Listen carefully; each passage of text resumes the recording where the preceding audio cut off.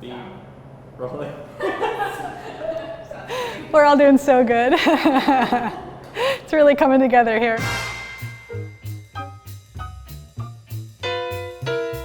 Also, can we just talk about how big this noodle is? Hi, I'm Slagle. I develop recipes and write about them. Today we are making tomato butter pasta, which is maybe the most simple pasta recipe I've ever developed, and I think it's better for it.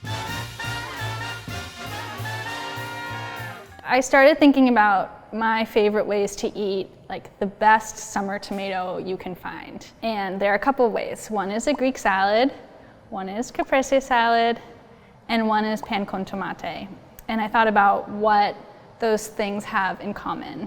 And for two of them, the caprese and the Greek salad, you have raw tomato mixed with dairy. And then I thought about pasta because I'm probably 40% pasta and I want to make everything a pasta.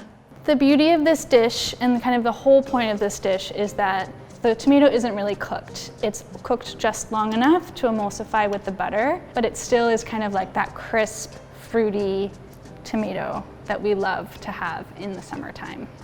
You grate the tomato because it kind of creates all of these little pieces that kind of nestle into the pasta. And then you grate the butter. So the point here is that the butter is so small that it melts and goes through the pasta so quickly that the tomato doesn't have enough time to cook. The cool thing about this is I made it last week with not so good tomatoes and it was still really good. Could be better with real good tomatoes, but. So we're gonna salt our pasta water. I am using these enormous fusilli because they bring me immense joy once they are al dente and extremely large. The sauce is really thin, so you need something to cling to, like the curliness of a noodle or a ridge. We are gonna cut these tomatoes through their belly. It's good to keep tomatoes when you leave them on the counter, put this side down because it helps keep mold out and helps them stay good longer. I don't want to talk about fridge versus not fridge. That's a really personal decision that I will not tell you what to do or what not to do. So now we're just gonna grate these guys. So you wanna kind of get like all of the fruit off, move it around, and then you peeled your tomato. The thing about this pasta is it really will only be as good as your tomatoes are. This is when you have like that perfect tomato that you just want to eat unadulterated. I am gonna add the garlic. We have the grater out, so we might as well just grate it. So I would use small holes on the garlic. This is our tomato business. Salting tomato is kind of like when you're walking down the street and you're like, is there like a rose garden somewhere? Like I smell roses somewhere. Tomato without salt is that kind of like faint tomato flavor.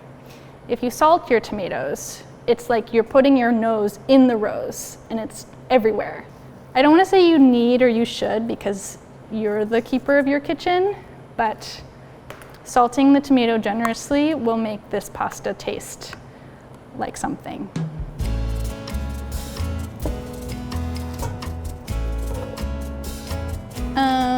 Butter.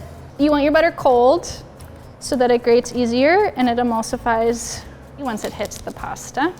If your sauce is ready before your pasta is ready, just stick this bowl in the fridge so it stays cold. So this is our sauce. Our pasta is ready.